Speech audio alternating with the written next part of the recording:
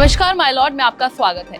कहते हैं जब तक घर का मुखिया जिंदा है तब तक सामान्य तौर पर संपत्ति के बंटवारे को लेकर विवाद की स्थिति नहीं बन सकती, लेकिन पिता या घर के मुखिया के मृत्यु हो जाने के बाद ये बहुत नॉर्मल है कि परिवार में भाई बहनों के बीच विवाद की स्थिति खड़ी हो जाती है और इसलिए कानून में भी संपत्ति बंटवारे को लेकर कई नियम बनाए गए हैं। क्या है वो नियम, चलिए जानते हैं आज के इस वीडियो में। सबसे पहले हम वीडियो में जान लेते हैं कि आखिर पैतृक संपत्ति होती क्या है। क्या आप जानते हैं कि पैतृक संपत्ति में ऊपर की 3 पीढ़ियों की संपत्ति शामिल होती है, यानी कि पिता को उनके पिता यानी कि दादा और दादा को मिले उनके पिता यानी कि परदादा से मिली संपत्ति को पैतृक संपत्ति कहा जाता है। पैतृक संपत्ति में पिता द्वारा अपनी कमाई से अर्जित संपत्ति शामिल नहीं होती है और इसलिए उस पर पिता का पूरा हक रहता है कि वो अपनी अर्जित संपत्ति का बंटवारा कैसे करे। सामान्य तौर पर पैतृक संपत्ति पर बेटे का अधिकार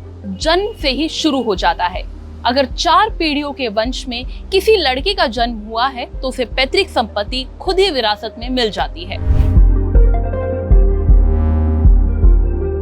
इसके अलावा अगर पिता ने देहांत से पहले ही वसीयत बनाकर तैयार की है और संपत्ति का उचित बंटवारा किया है तो विवाद की स्थिति पैदा नहीं होती है। वसीयत के तहत पिता या परिवार का मुखिया कानूनी तौर पर अपनी संपत्ति को अपने बच्चों या अन्य किसी भी खास इंसान को सौंपता है।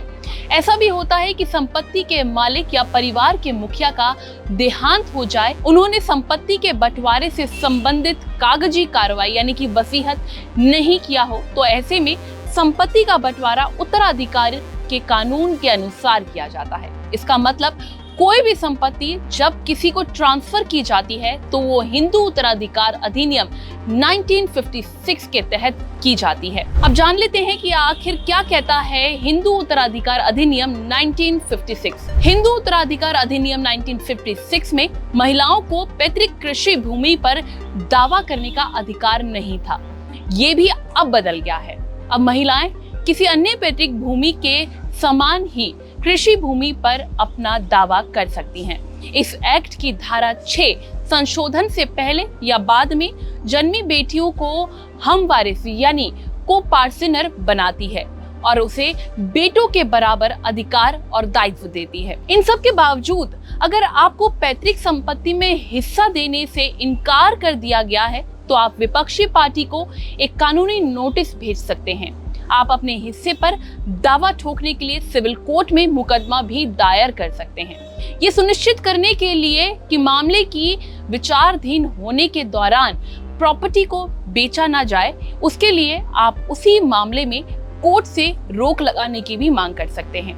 मामले में अगर आपसी सहमति के बिना ही संपत्ति बेच दी गई है तो आपको उस खरीदार को केस में पार्टी के तौर पर जोड़कर अपने हिस्से का दावा ठोकना होगा। क्या है पैतृक संपत्ति कानून?